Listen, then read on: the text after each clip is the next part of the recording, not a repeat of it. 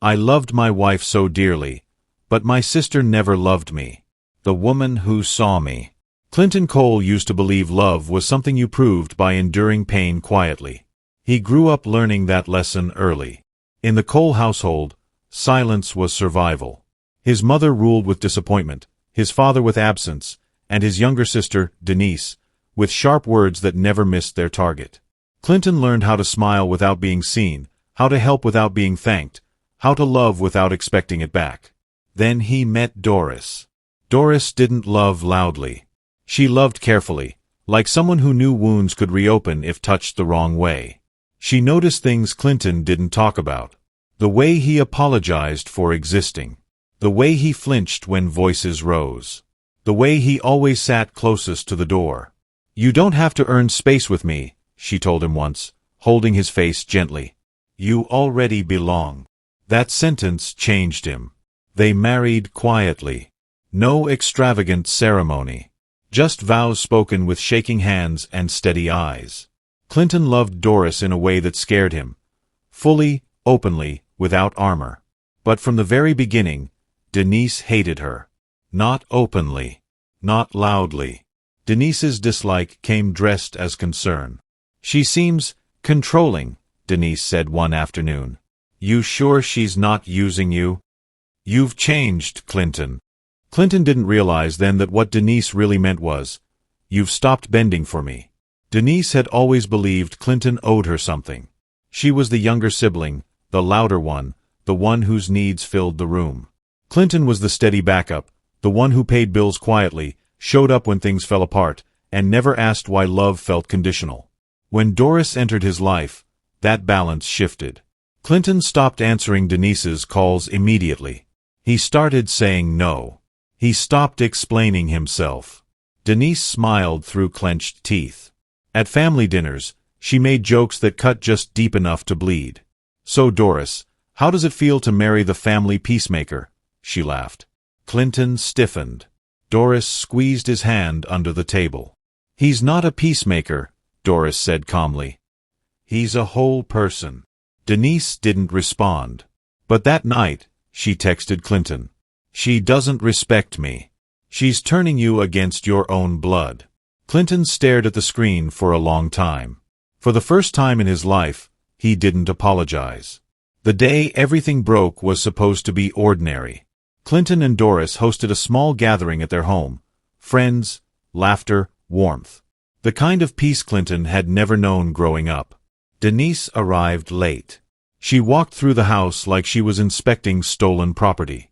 When Doris offered her a drink, Denise declined sharply. I don't feel comfortable here, she said loudly. I don't recognize my brother anymore. The room fell quiet. Clinton stood. His voice was calm, but his hands shook. I'm happy, he said. That should be enough. Denise laughed bitterly. You chose her over me. Doris rose slowly. No, she said. He chose himself. That was the moment Denise decided Clinton was no longer her brother, only her enemy. From that day on, Denise worked quietly. She told relatives Doris was manipulative. She told their mother Clinton was being controlled. She told lies with the confidence of someone who had always been believed. Clinton didn't know the damage being done behind his back. He only felt the distance. The cold shoulders. The silence where family used to be. Doris saw it. She's trying to isolate you, Doris said one night. But not from me. From yourself. Clinton held his wife tightly. I won't let her win, he whispered. But Denise wasn't trying to win Clinton. She was trying to destroy what made him whole. Denise crossed the final line when she accused Doris of something unforgivable. She told their mother Doris was cheating. No proof. No evidence. Just poison wrapped in tears. Their mother believed her. Clinton found out when his mother called, screaming. How could you let that woman disgrace this family? Clinton drove to his mother's house shaking. Doris wanted to come. He asked her not to. This was his battle. Denise sat calmly on the couch when he arrived.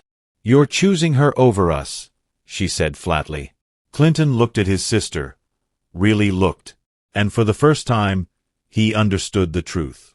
"You never loved me," he said quietly. "You loved controlling me." Denise didn't deny it. Clinton cut contact. It wasn't dramatic. It wasn't loud.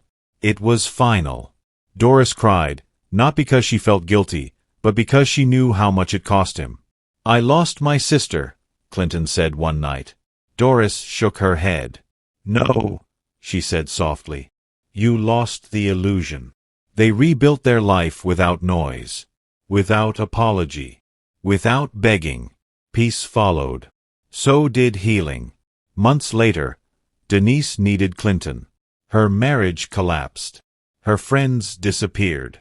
Her bitterness had nowhere to land. She showed up at Clinton's door unannounced. Doris opened it. Denise looked smaller than Clinton remembered.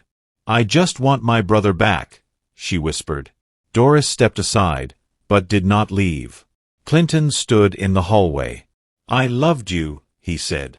"But love doesn't survive abuse." Denise cried. Clinton closed the door gently. Clinton and Doris welcomed their first child the following year. A daughter. Clinton held her and made a silent promise. She will never earn love. She will never beg for belonging. She will never be punished for choosing herself. Doris smiled through tears. "This," she said, "is how cycles end." Cutting Denise off didn't bring immediate relief. At first, it brought guilt. Clinton would wake up at night wondering if he had been too harsh.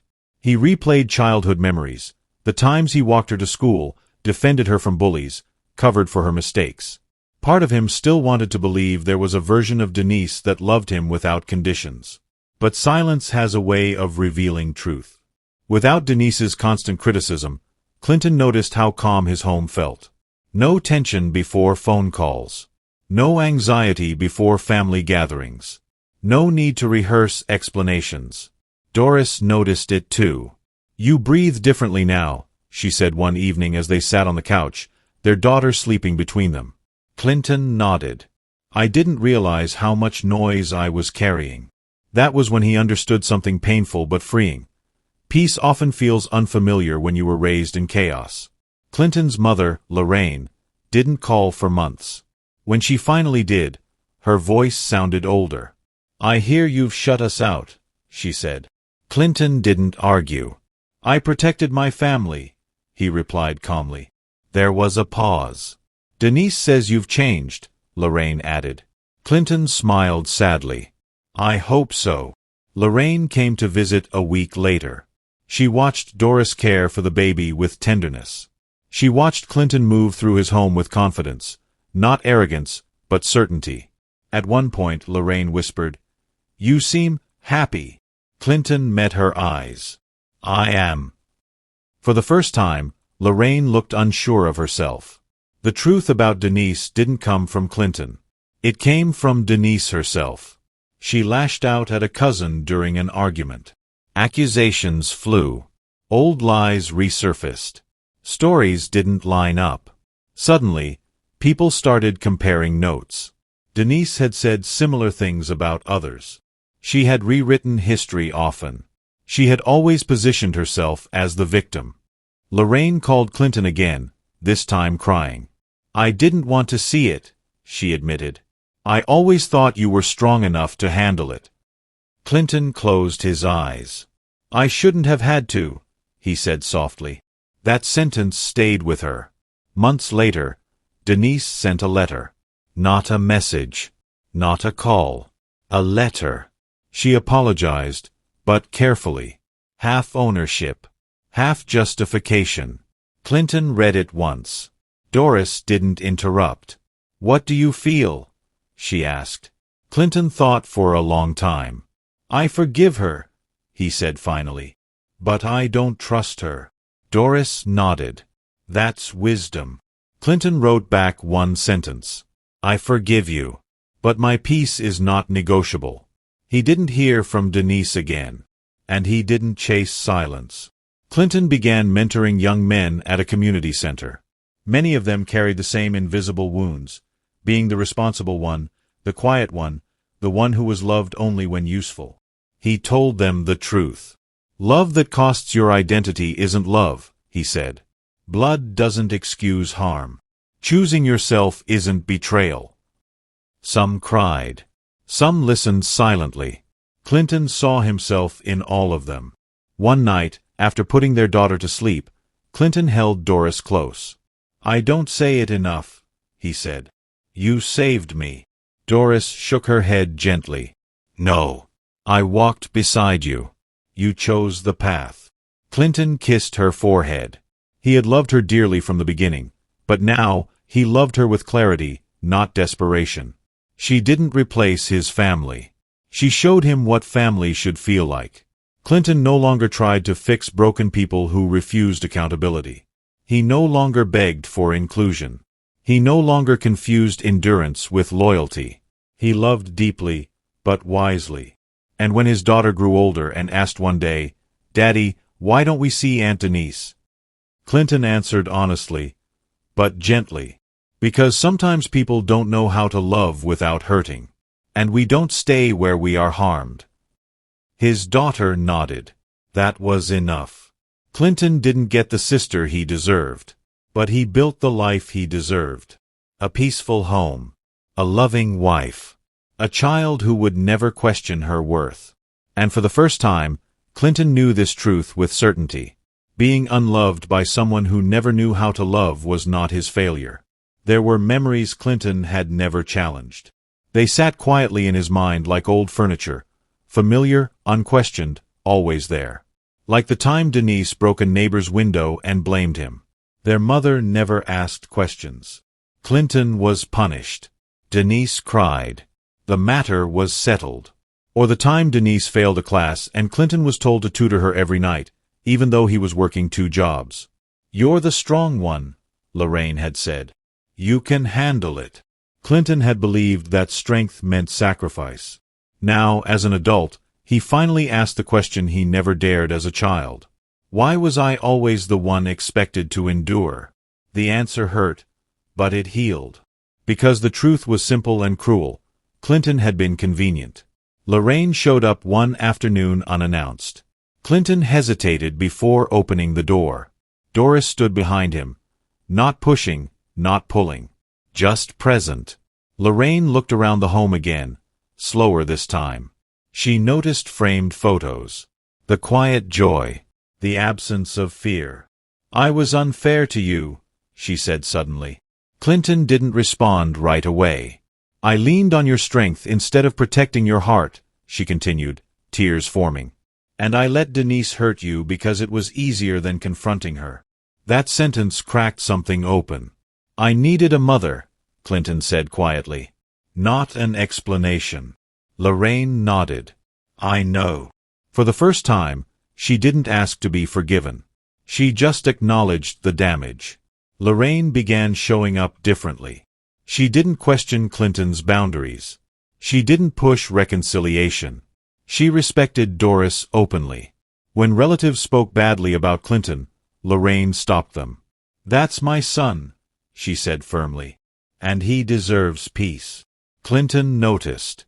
Remorse apologizes. Change protects. And this, finally, felt like change. Denise's life grew quieter. Friends stopped answering calls. Family members kept distance. Her version of events no longer convinced anyone. For the first time, Denise sat alone with herself. No audience. No victim role. No brother to blame. She tried therapy once. The therapist asked a simple question. "What happens when you don't get your way?" Denise didn't return. Because healing requires honesty, and Denise had lived on control. Clinton once wrote Denise a letter he never mailed. In it, he explained how much he had loved her, how deeply he had protected her, how painful it was to realize that love had never been mutual. He tore the letter up. Some truths are for release, not delivery. Doris never once asked Clinton to cut his family off. That mattered. She didn't isolate him. She didn't demand loyalty tests. She didn't speak in ultimatums. She simply said, I won't stay where I'm disrespected. Clinton chose her, not because she forced him, but because she modeled self-respect. That was the difference Denise never understood. As his daughter grew, Clinton became more aware of his words. When she cried, he didn't dismiss her. When she was angry, he listened. When she failed, he didn't shame her. One day she asked, "Daddy, do boys cry?" Clinton knelt in front of her. "Yes," he said. "And strong men don't hide it." That was how cycles ended. Quietly, intentionally, Clinton learned to receive love without proving worth. From Doris. From chosen family. From himself. He stopped explaining his boundaries. People who respected him stayed. Those who benefited from his silence left. And that was okay. Sometimes Clinton imagined speaking to the boy he used to be. You are not selfish for wanting peace. You are not disloyal for choosing safety. And love should never feel like punishment. That boy deserved better. And now, so did the man. Clinton didn't reconcile with everyone. But he reconciled with himself. He no longer chased approval. He no longer feared abandonment. He no longer mistook pain for love. He had a wife who saw him. A daughter who trusted him. A life built on honesty instead of endurance. And that was enough.